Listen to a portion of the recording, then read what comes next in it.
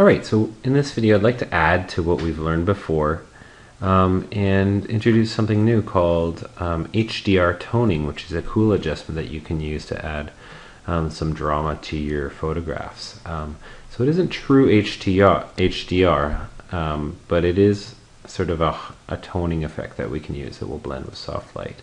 So the first thing I want you to do is you can use this file or another file that you have access to, and you're going to make a duplicate of that file. So you're going to make a copy of it. So if you go up to the image mode down here and go to duplicate, all right, it's going to give you a copy of that file. All right, so you can see that it's opened up in a second tab. To this copy, what we're going to do is go into Image, Adjustments, and this is a new feature. I think they added it in Adobe Photoshop CS5. It's called HDR Toning. So HDR Toning adds that really vibrant look to it. And what we want to do for our purposes is actually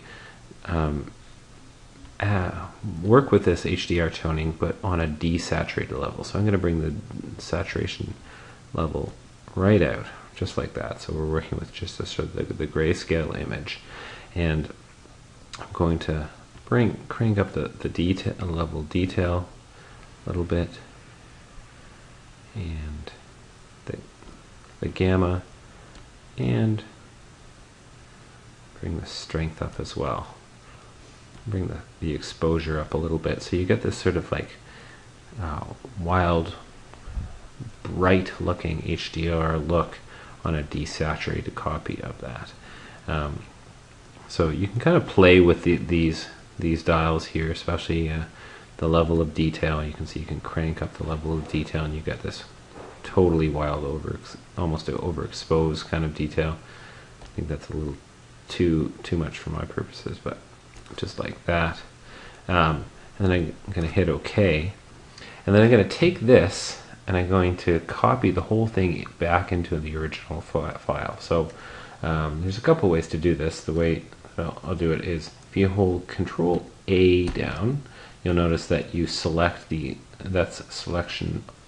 selecting all rather, and then I'm just going to hit Control C to copy that, come on over to my other image and hit Control V. And so now I've got this layer on top of my original layer. Now I'm going to change my blending mode to our new favorite blending mode, which is soft light.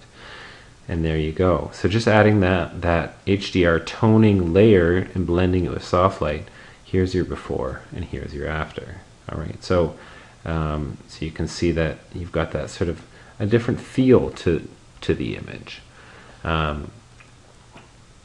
If you want to play with it further, you can try a curves layer here. And what I'm going to do is hover in between those two layers and hold down the Alt key to clip that layer to the HDR toning layer, and then you can kind of play with it a little bit. Here it's all about experimentation with this, and so you can bring it up. You know, if you want more detail, you can bring it down. If you want it to be more moody, I'm going to bring it up just a little bit, just like that. Oh, I like that look. So again, here's before and here's after. All right, so we've got this different feel starting on this image. The next thing I'm going to do is I'm going to keep on going with this desaturated look because I kind of like that. So I'm going to grab this Hue and Saturation adjustment layer, put that one on top, and I'm going to crank down the saturation 20, 30, there and about, so you can again play with that. And that just desaturates the look of the image just a little bit more, giving that an entirely different feel to it. Now that we've sort of desaturated this whole image, I think I want to mess with the color that we do still have left. Kind of bring up some of the different color balance. So I'm going to add a color balance adjustment layer next, and perhaps in the shadows I'm going to bring some more of the blues in there to cool it off, and some of that cyan. And you can see the effect that it's starting to have on the image here up on the walls.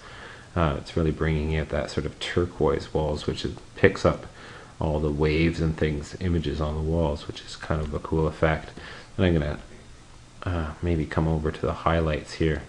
I noticed there are some yellows in some of the surfboards and things like that, so I wonder if I can balance that out with bringing some of the yellows up on the other side to amp those up. So you can really play with this. You know, you can experiment with what you do with the different layers, and whether you're affecting the tone of the highlights and the mid-tones and the shadows.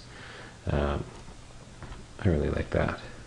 And so there you have it. You have an HDR toning layer. In fact, let's rename that HDR toning.